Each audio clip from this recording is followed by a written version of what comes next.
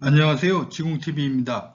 총균세 동영상 6번째 마지막으로 왜 16세기 이후 서유럽에서 자본주의가 탄생해 세계를 주도하게 됐는지에 대해 얘기해 볼까 합니다. 총균세 뒷부분에는 왜 서유럽에서 자본주의가 탄생했는지 설명하는 부분이 있습니다. 서유럽은 적당히 분열되어 있었고 중국은 너무나 통일되어 있었기 때문이며 이는 각 지역의 지리 환경 탓이라는 겁니다. 제 개인적 생각으로는 총균세의 하이라이트가 바로 이 부분입니다. 총균세가 단지 과거에 대한 책이 아니라 현재에 관한 책이라는 점을 잘 보여주기도 하고요.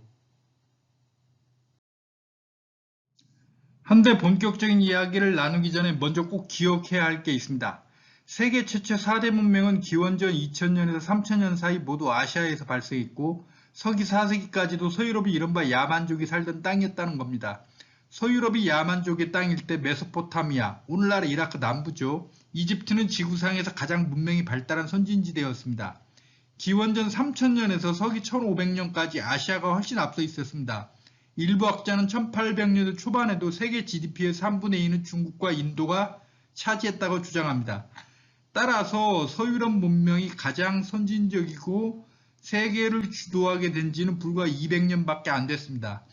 이는 세계 최초 문명이 발생했을 때부터 지금까지 5000년 정도로 계산한다면 그 가운데 불과 4%에 불과한 아주 짧은 기간입니다.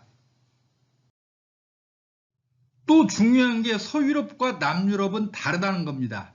지도를 보면 남유럽은 이탈리아, 그리스, 스페인, 포르투갈이죠. 프랑스, 독일, 영국은 서유럽이고 스칸다나비아 반도, 스웨덴, 노르웨이, 핀란드 등이 북유럽입니다. 서유럽이라 하면 서유럽만 가리킬 때도 있고 북유럽까지 포함하는 경우도 있습니다.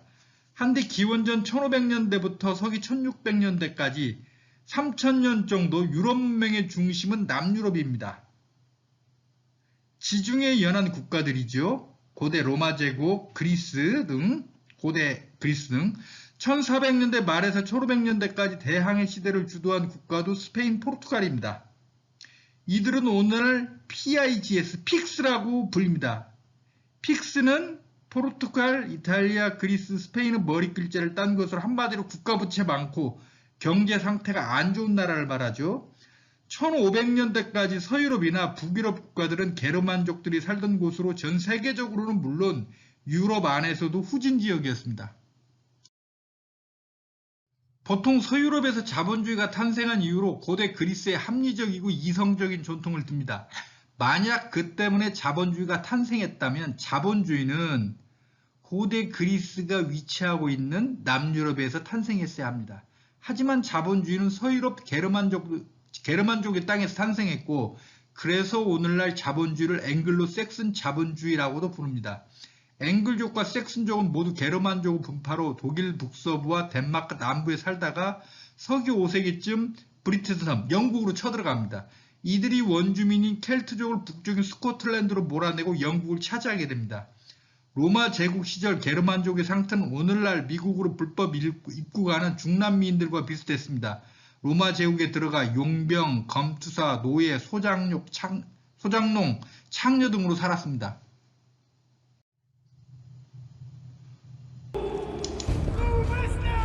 고대 게르만족이 어떤 상태에 살았는지는 지난 2000년 개봉한 리들리 스콧 감독의 글레이데이트에도 잘 드러납니다. 이 영화는 서기 2세기 말 로마군과 게르만족의 전투 장면으로 시작합니다. 한데 영화에서 게르만족들이 사용하는 언어가 독일어입니다. 시오노 나나미의 로마인 이야기를 보면 당시 게르만족들은 알몸 상태로 전투를 벌였답니다. 영국과 독일이 1차 대전과 2차 대전을 치렀지만 영어와 독일어는 세계상에서 가장 가까운 언어입니다. 앵글로 섹슨족이 서기 500년대 이후 브리튼 섬으로 쳐들어간 뒤 게르만족의 언어가 시간이 지나면서 변형된 게 영어입니다.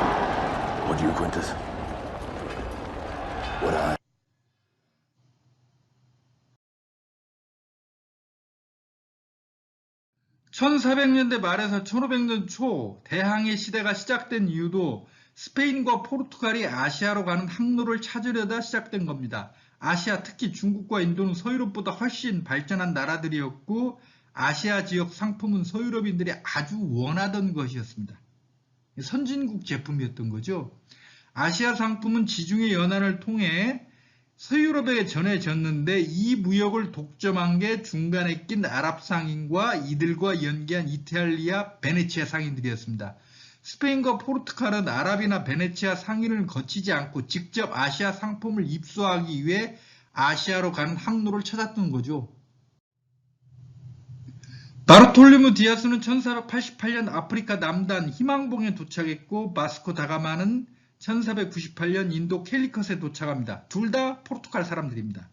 한데 포르투갈이 아시아로 가는 항로를 비밀에 붙이고 공개하지 않으니까 스페인이 콜럼버스를 고용해 다른 항로를 찾은 겁니다. 콜럼버스는 대서양을 통해 아시아로 가려고 했고 그 결과 오늘날의 쿠바 부근에 도착합니다. 콜럼버스는 죽을 때까지 자신이 인도에 도착한 것으로 착각했고 그래서 그 지역 이름이 서인도 제도가 됐습니다. 대항해 시대의 개막과 서유럽인들이 아메리카에 도착한 게 자본주의 탄생의 핵심 원인 가운데 하나입니다. 한데 대항해 시대가 개막되기 불과 5, 60년 전에 중국에서도 대항해가 있었습니다. 명나라 환관 정화는 1407년부터 1431년까지 7차례에 걸쳐 대항해를 했습니다. 동아프리카까지 갔어요. 선단 규모는 선박 62척에 선원 28,000명, 가장 큰 배는 3,000톤급이었습니다. 이에 비해 콜럼버스는 아시아로 가는 대항해를 위해 후원자를 찾았습니다. 콜럼버스는 유럽 왕신 여러 곳을 찾아다녔으나 현실성이 없다면 모두 퇴짜를 맞았고 1492년 5번째에 겨우 스페인 왕실로부터 후원을 받습니다. 선단 규모는 250톤급 배 3척에 선원 88명. 정화의 함대 규모가 훨씬 거대했음에도 불구하고 그 대항해는 역사에 별 영향을 주지 못했죠. 하지만 콜럼버스의 대항해는 역사를 바꿨습니다. 왜 이런 차이가 발생했을까요? 정화가 죽은 뒤 대항해가 비용이 너무 많이 들고 북쪽 몽골족의 침략에 대비해 국가 재정을 많이 써야 되니까 그래서 대항해가 중단됩니다. 중국은 정치적으로 통일돼 있어 황제의 단 한 번 결정으로 대항해가 끝장난 거죠. 그러나 유럽은 분열돼 있어서 여러 나라로 분열돼 있어서 콜럼버스가 한 곳에서 후원을 받지 못해도 다른 나라를 찾아가면 됐습니다.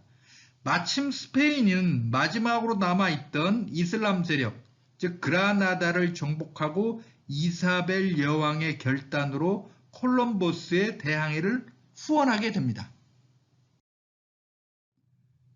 사피엔스를 쓴 유발 하라리는 산업혁명은 제2의 농업혁명이라고 합니다.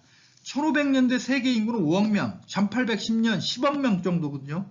2019년 현재 77억 명입니다. 지난 200년간 세계 인구가 7배가 늘어났는데 농업혁명으로 식량 증산이 없었다면 이 인구 급증을 감당하지 못했을 겁니다. 식량 증산이 가능했던 이유는 화학비료 사용, 농업기계화, 그리고 새로운 농지의 확보 때문입니다.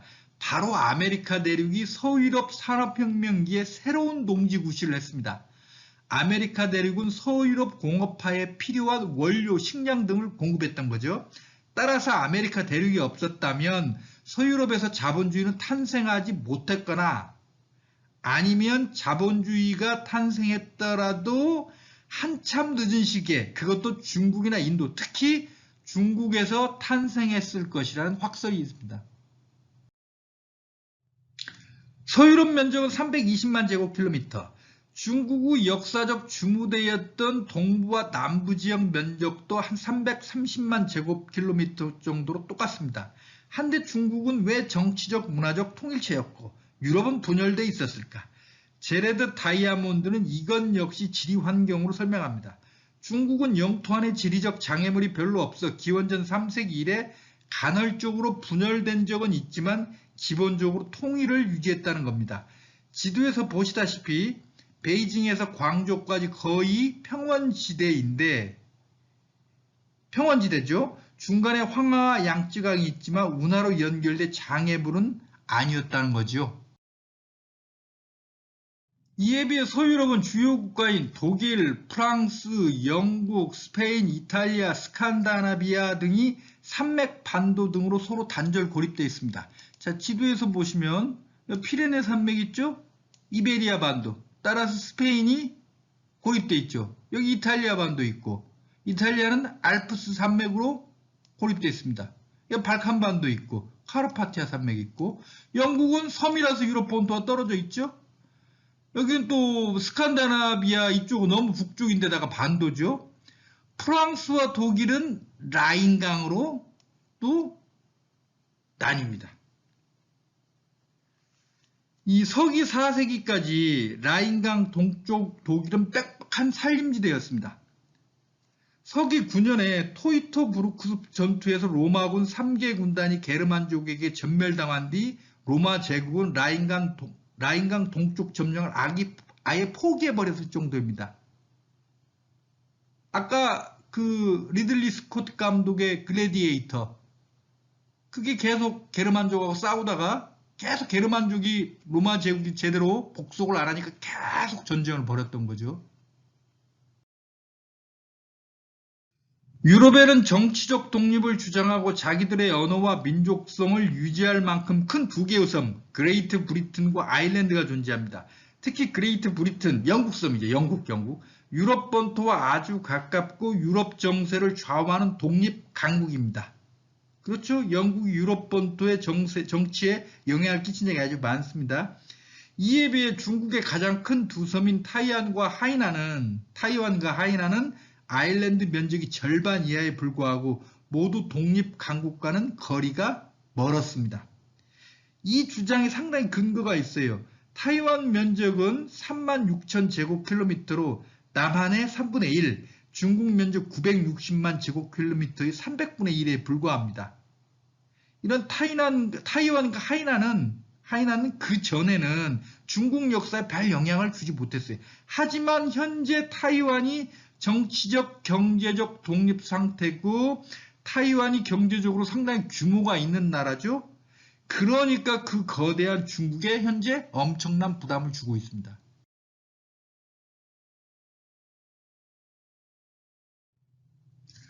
그래서 제레드 다이아몬드는 최적 분열의 법칙을 주장합니다. 아주 장기적인 안목으로 본다면 적당히 연결되어 있는 곳, 연결성이 너무 강하지도 않고 너무 약하지도 않은 곳에서 기술은 가장 빠르게 발전한다는 겁니다. 새로운 기술, 새로운 사상은 결코 쉽게 받아들여지지 않습니다. 유럽은 한 곳에서 탄압받거나 받아들여지지 않아도 다른 곳에서 피난처를 찾으면 됩니다. 그러나 중국은 통일되어 있으므로 도망갈 곳이 없죠. 사실 중국에도 16세기에 근대 서구와 비슷한 사상을 주장한 황종이, 이타고가 있었습니다. 하지만 이들 사상은 뿌리를 내리지 못했고 특히 이타고 같은 경우는 탄압받다가 결국 자살하고 맙니다. 만약 중국이 분열되어 있었다면 이들은 다른 나라로 도망가 자신의 사상을 설파할 수 있었을 겁니다. 중국이 가장 분열되어 있던 춘추 전국시대에 제자백가라고 하는 각종 다양한 사상이 나왔던 것도 이 때문일 겁니다. 기술이 좋다고 무조건 수용되는 건 아닙니다. 쿼티 자파는 불편합니다. 한때 처음 타자기를 개발했을 때 타자수들이 너무 빨리 치다가 자판이 엉키는 일이 자주 발생하자 속도를 줄이기 위해 쿼티 자판을 개발한 겁니다. 이게 표준이 되고 사람들이 이에 익숙하니까 더 편리한 자판을 개발해도 사용하지 않는 거죠. 1년이 12개월, 원이 360도인 거. 이거 불편합니다. 이거 고대 수메르가 60진법을 사용했기 때문인데 이게 굳어져 10진법이 대세인 지금도 연 계산이나 원 계산 등 이럴 때는 60진법을 사용하는 거죠. 일본은 도쿠가와 막부는 사무라이의 특권을 유지하기 위해 일반 백성들이 숙달하기 쉬운 화승총을 금지했습니다. 코닥은 세계 최초로 디지털 카메라를 발명했지만 자신의 주력이었던 필름 시장에만 집중하다 결국 회사가 없어져 버렸습니다.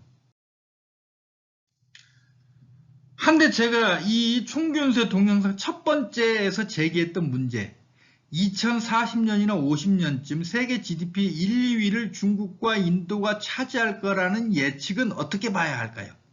방금 언급한 최적 분열의 법칙과는 어긋나게 보입니다. 그러나 이 법칙은 자본주의가 처음 탄생할 당시의 기술과 생산력 수준에서 봤을 때 서유럽이 최적의 분열 상태에 있었다는 거죠. 단적으로 미국은 서유럽 땅의 3배가 되는 넓이지만 현재 하나로 통일돼 있고 그럼에도 불구하고 현재 자본주의 최강국입니다. 군더 프랑크라는 학자는 리 오리엔트라는 책에서 역사적으로 볼 때 아시아가 항상 앞서 있었다. 서양은 불과 200년 전에야 아시아 경제라고 하는 열차의 3등칸에 달랑 표 한 장을 끊어 올라탔다가 얼마 뒤 객차를 통째로 빌리더니 19세기에 들어서는 아시아인을 열차에서 몰아내고 주인 행세를 하는데 성공했다고 주장합니다. 즉 서양이 서유럽이 아시아를 앞선 건 불과 200년밖에 안 됐다는 거죠. 군더 프랑크가 보기에 2040년이나 50년 중국과 인도가 세계 경제의 리더가 된다면 이는 1800년 이전 상태로 돌아가는 것에 불과합니다.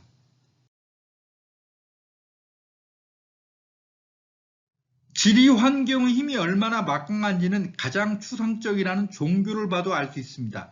세계 종교 분포도를 보면 각 종교가 지리적으로 한데 몰려 있습니다. 지도에서 보라색 계열은 기독교, 초록색 계열은 이슬람교, 주황색은 힌두교, 노란색은 불교입니다. 불교는 대승불교와 소승불교로 나뉘는데 대승불교는 동아시아, 소승불교는 남아시아에 몰려있죠. 기독교, 가톨릭은 주로 남유럽과 남아메리카에, 개신교는 서유럽, 그리고 미국, 북유럽에 분포합니다. 이슬람도 시아파가 10%로 소수인데 이란과 이라크에 집중 분포합니다. 두 나라는 서로 붙어있죠. 즉 인간의 오묘한 영적 분야를 담당해 물리적 요인으로 설명하기 어렵다는 종교도 그 분포를 보면 지리 환경의 분포와 상당히 일치한다는 거죠. 맹자 공손추 하편에는 천시불려 지리, 지리불려 인화라는 말이 있습니다. 천시 즉 하늘에 뜨는 지리 환경의 이로움만 못하고 지리 환경의 이로움은 인화만 못하다는 뜻입니다. 그러나 총균세의 논리는 거꾸로입니다. 인화는 지리 환경만 못하고 지리 환경은 천시만 못하다는 겁니다. 여기서 천시란 우주의 움직임이죠. 우주 운동 때문에 지구가 만들어졌고 이런 지리 환경을 갖추게 된 것이므로 천시가 최고 위에 있는 거죠. 총균세의 지리환경 결정론은 100% 관철되는 철의 법칙은 아닙니다.